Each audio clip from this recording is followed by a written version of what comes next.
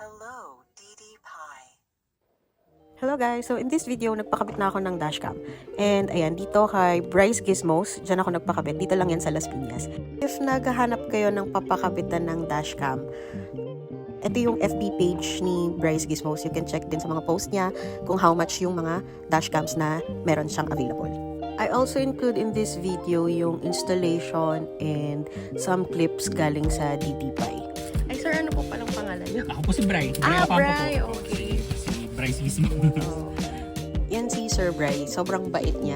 Siya mismo yung kausap ko sa FB and simula inquiry hanggang sa installation, napakabait at saka napakadaling kausap ni Sir Bry. So, ayan, siniset up niya na yung device for installation.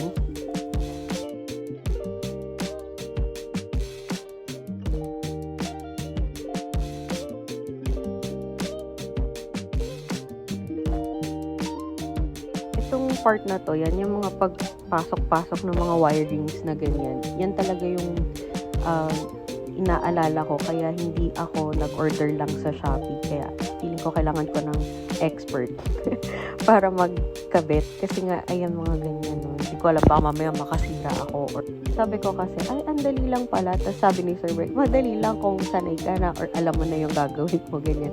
Pero tama siya. Madali lang siya tignan kasi, ayan, siya yung gumagawa. Pero kung ako, hindi ko alam kung kaya kong gawin. Siyempre kaya ko, pero baka abutin ako ng... Ginawa niya to for 30 minutes lang or 30 to 40 minutes. Pero kung ako gagawa niya, di ko alam, baka whole day bago ko pa ma-discover or bago ko pa ma-find out kung paano palulusutin yung wire from the front papunta sa likod. Nasabi ko din kay Sir Bry na ganun nga din yung una kong plano na umorder sa Shopee tapos ako na lang yung mag-DIY ng pag-install. Kaya lang naisip ko, sabi ko sa kanya, naisip ko baka mamaya yung dumating sa akin na unit is sira. So, i-return ko pa, ganyan. Tapos, hassle siya. Kaya napagdesisyonan ko na doon na lang talaga sa merong shop. And also, kay Sir Bry, merong warranty yung device. Like, kapag daw nasira, hindi siya nagre-repair kasi nire-replace niya yung unit. So, meron siyang warranty. At saka, siya din naman yung naggalaw dyan. Kaya, sure siya na kung may defect, kung may sira man, is yung device yung may defect, hindi yung kung paano mo na-install. And pwede din namang magpa-install sa kanya. Kaya lang, once na yun nga, may sira yung unit, hindi niya mapapalitan or hindi niya mabibigyan ng panibagong unit kasi nga hindi galing sa kanya. And ayan na, nakabit na yung rear camera, diba? Ang linis niyang tignan, ang linis ng pagkakagawa. Very minimal yung wire na nakalitaw, which is hindi maiiwasan, nakalitaw talaga siya. So, dito na tayo sa pag-install ng DDPi app. Yan. Available naman siya sa Play Store and sa App Store.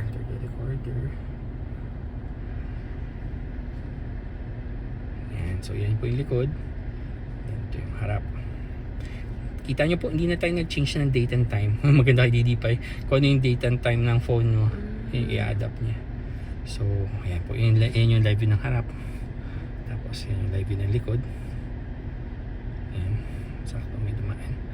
So, pag gusto nyo po full screen, ito, may square dito. Okay. So, ayan. Tapos, yung footages ni dashcam, dito po natin makikita. So, pag tinap nyo yung screen, tap, ayan, ilalabas sa ilalim. Yung gray areas po na yan, yun na yung mga na-record ni dashcam. And dito, tinuruan ako ni Sir Bry kung paano mag-download ng footage or ng clip from the device papunta sa aking mobile phone na pwede siya through Wi-Fi or pwede din naman if want mo natanggalin na lang yung SD card and ikaw na mag-transfer sa laptop mo, ganyan. So, dito nag-explain siya kung paano and sabi niya, since 4K resolution yung front camera, mas matagal yun mag-download kaysa sa likod. Kasi sa likod ng DDPi Z50, lang siya, 1080p lang yung resolution. Kaya mas mabilis siyang ma-download. After download yan, magiging available na siya sa gallery mo or sa photo app mo. Yan. Mapapanood mo na siya and masisave mo na siya. Swipe natin. Yan yung picture. Kasi po. Yung front. Recorded din yung pati yung sound. Sound yung sa kanya. Tapos, yung tinatanong nyo po, no? So, pwede nyo siyang i-manually delete lahat. So, punta kayo dito. So, yun yung live view po, no? So, ito po, di ba, yun yung switch, no? Front and rear. Sa taas po niya may settings. So, pindutin nyo yan. Yan. So, yan, madaming lalabas ng mga options siya. Pag ayaw nyo rin po nagre-record ng sound, yan, pwede nyo off yung microphone recording. Ano ba tanong nyo? Yung format, apo. So, ito po, manage device storage. Yan, formatting. Click nyo po yung format. So, mapo-format siya. Or yung iba, ginagawa po, tatanggal SD card. Yan, mas maganda siya i-format nyo sa ano eh. Sa laptop or sa... Okay. Pero ito po, open lang siya. So, hindi po. So, kanina nag-alsa siya. Magaganyan siya. Ito, screensaver. Yan. Ayun. Tawag namin dyan si Smiley. Okay. Kasi po pag nagde-drive kayo, bawal din yung naka-ultra at nakaganyan siya. Kasi ano yun sa anti-distracting law.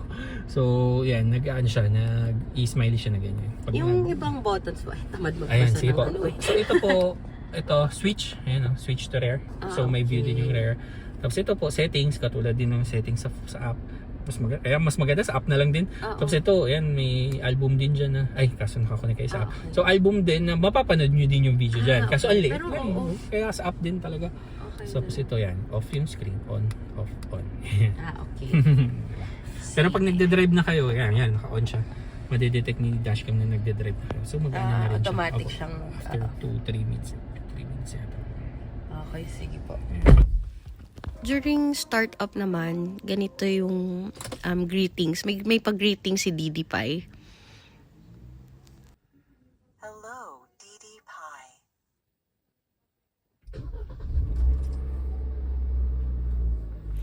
So kung napansin nyo, parang namamatay pala, no? So ang ginawa ko na lang is tinatanggal ko siya sa sa saksak niya dun sa USB para hindi ganun na bigla siyang namamatay tas bigla siyang o-open kapag ini-start yung kotse. So again, screensaver button, ayan. Magiging siya, parang smiley nga daw sabi ni Sir Brian. And then, yung mga buttons niya is yan lang pag maglilipat ka. Very naman siguro to, no? Very seldom mo magagamit kasi alam nga namang pindot-pindutin mo siya dyan, no? Available naman siya sa app. I think mas convenient kung sa app mo na lang i-view yung mga settings, ganyan. Okay, next na yung mga clips ng dashcam. Meron akong 6 clips na ipapakita. 3 sa front and 3 sa rear. Itong clip na playing ngayon is kuha siya from the front camera around 5 PM sa labas. So, maliwanag pa. And kita naman na sobrang linaw ng camera niya kasi naka 4K resolution siya. And also, yung front cam niya, nagre-record siya ng sound from the inside. So, maririnig mo yung mga conversation sa loob ng car. Yung likod kasi wala siyang mic, wala siyang sound input.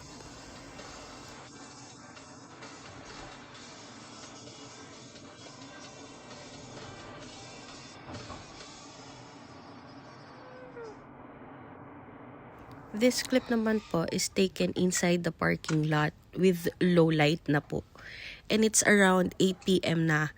So, medyo madilim na din sa labas. And talagang inside light na lang yung source ng light. Pero maganda pa din yung kuha ng camera.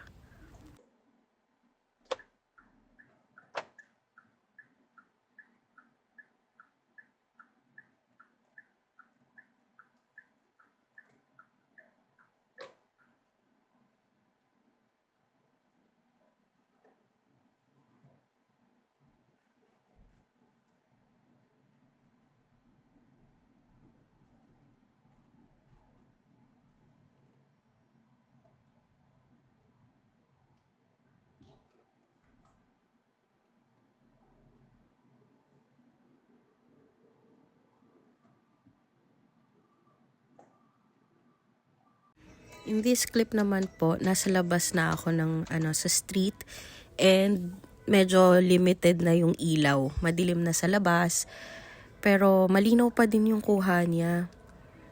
Ayan, kitang-kita mo pa din yung mga nangyayari sa labas. Kung mapapansin niyo po, dun sa lower left side, dun sa may timestamp, yung front camera, meron siyang din, aside sa timestamp at saka sa date, meron siyang mile per hour. So, niya din, na si sensor niya siguro kung gaano kakabilis dun sa clip na yon. So, for safety talaga siya, no? Magkakaalaman talaga dito kung paanong nangyari yung mga mangyayari.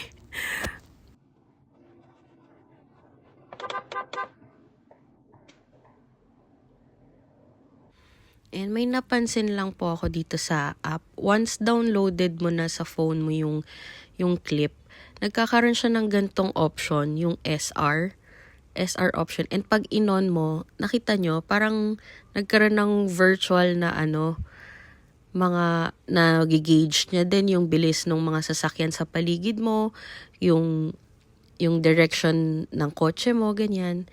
Wala lang, ang angas niya. Ang galing, na-amaze ako.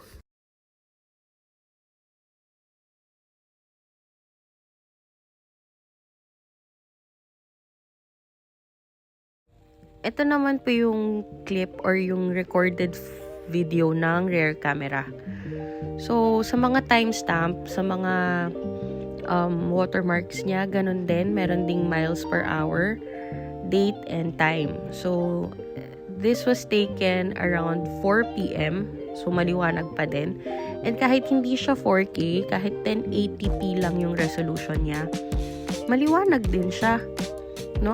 Also, naka-tint din yung yung salamin ko sa likod. Pero malinaw din yung kuha niya.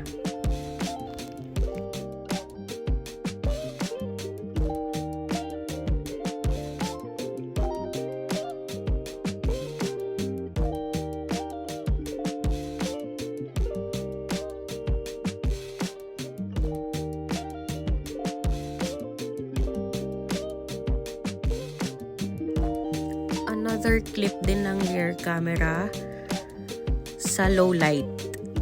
So, malinaw pa din naman siya. Kita mo pa din lahat ng happenings sa likod.